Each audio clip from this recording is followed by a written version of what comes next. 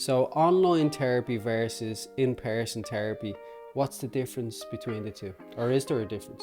Um, Normally this is kind of framed as like which is better, and traditionally there was a lot of apprehension around people doing therapy via Zoom, which I think COVID had a lot to do with people shifting their opinion around that, because when COVID happened, a lot of people were forced to go online who are like anti-online therapy. In my experience, the most important thing for someone is that they're talking to somebody. So regardless of the medium through which they're talking, whether that's a phone call, whether it's a video call, or whether it's in person, the important thing is that someone who is in some kind of distress or is talking to a mental health professional, regardless of online, phone, or in person. I like all of those. I like talking to people in person. I like talking to people on the phone. I like talking to people via Zoom.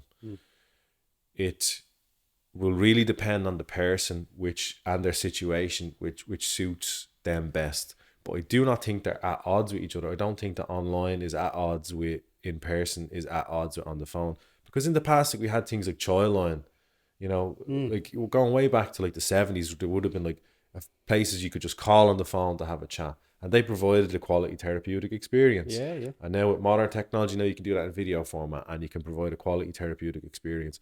And in person, you can provide a quality therapeutic experience. So I don't think that I think they all have their place.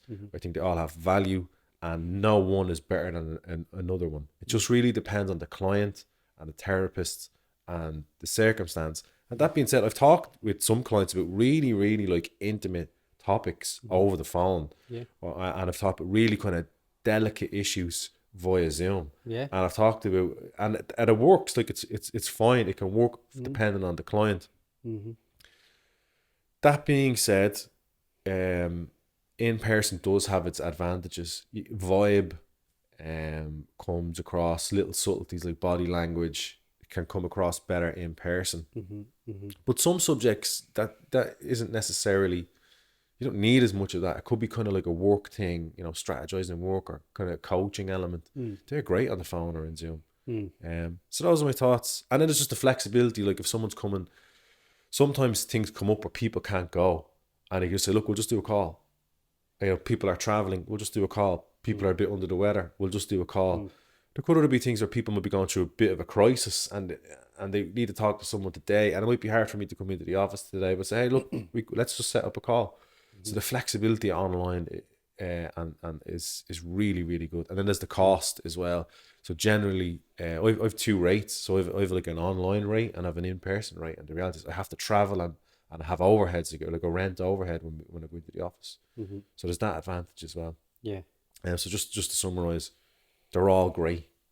They're not in competition with each other. Therapists should utilize all of them. Yeah. We're going to have preferences, and that's fine.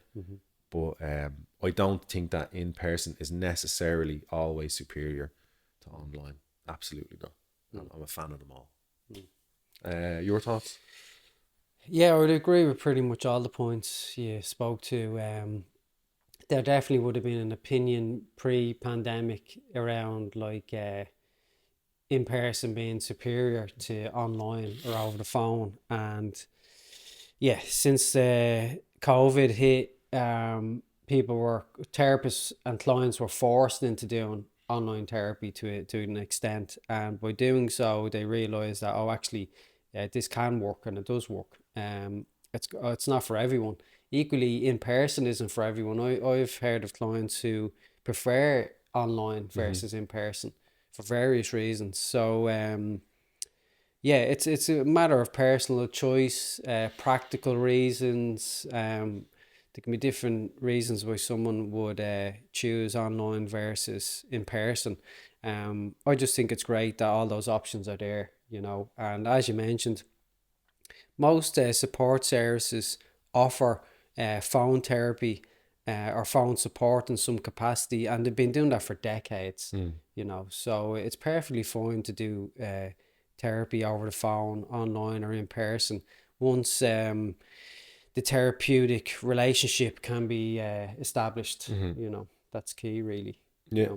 Yeah. Couldn't agree more. Mm. So yeah, and then just to wrap up, that's an excellent point. Is that like some people are better off online.